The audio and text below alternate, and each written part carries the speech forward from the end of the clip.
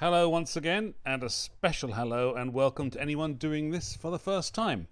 We're going to sing one of the greatest hymns of all, Abide With Me, inseparable from the tune Eventide. All of us will surely feel we know this one, but when was the last time you sang it all the way through? How many chances come our way these days? Once a year, maybe? Here's a chance for us to sing almost all the verses and enjoy every part of this magnificent hymn. Now, as always, before we get started, I want you to check that you're watching the right video. There are 4 separate ones for each of the 4 voice parts: soprano, alto, tenor and bass, and another one for the instrument players. This one is for tenor singers, so if that's not you, you need to go back to the playlist and choose another. Abide With Me is generally thought to have been written in September 1847 by the Reverend Henry Francis Lyte, an Anglican minister in Ireland and later in Devon, and it was shortly before his death later that year in Nice on an unsuccessful visit to restore his health.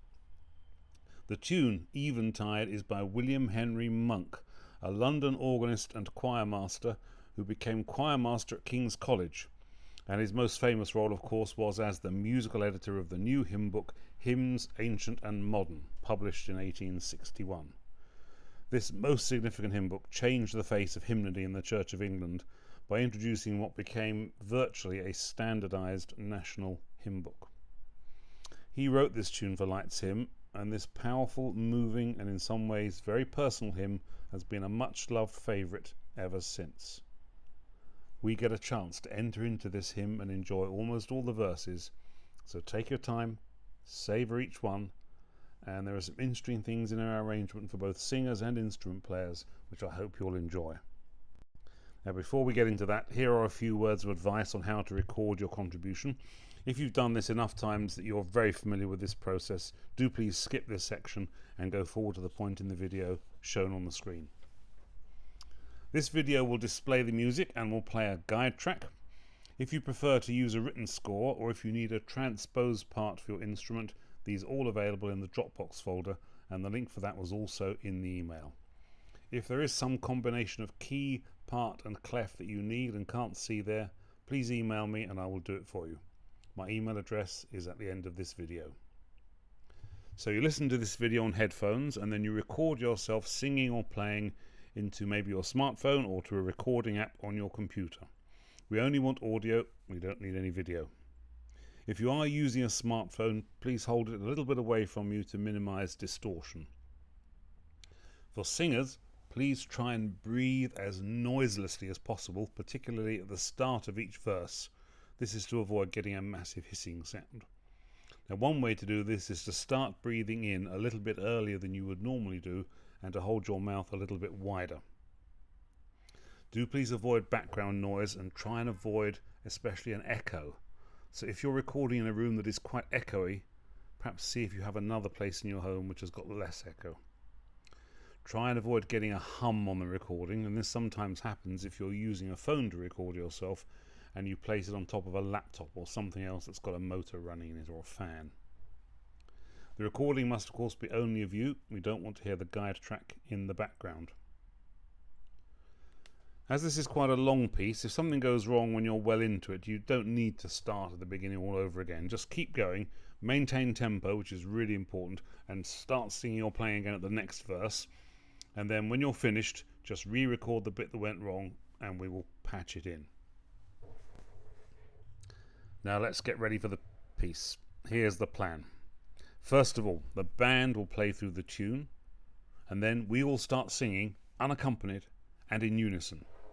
And we need to sing this a little softly, perhaps almost plaintively, to try and communicate a sense of isolation that there is at the start of this hymn. For verse 2 we're still unaccompanied, but now we break into full harmony, adding warmth and confidence. Then the band joins us with a symphony, and then we sing the third verse in full harmony, followed by a slightly different symphony. In the fourth verse the tune passes to the tenors, who therefore need to sing a little louder, while the rest of us all sing a little quieter. And during this verse the sopranos will sing the tenor line. In the fifth verse we're back to normal 4-part harmony, but with some notable dynamics here. We start quietly and we build up. in line with the words. And then this is followed by a different and again slightly longer symphony.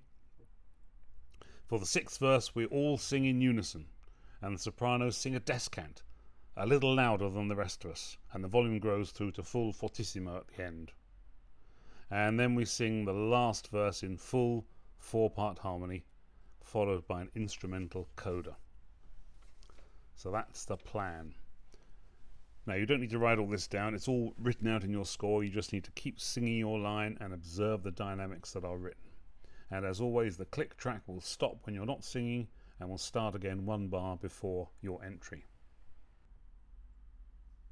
So if you wish, watch the rest of this video and perhaps practice a few times, as both singers and instrument players have got some things to get right. And when you're ready, come back to this point of the video. This is a very personal hymn and a very Victorian one, so make the most of the expression, do the dynamics very markedly, and put your heart and soul into this, whilst above all enjoying singing and playing. Abide with me, fast falls the eventide, the darkness deepens, Lord, with me abide. When other helpers fail and comforts flee, help of the helpless, oh abide with me.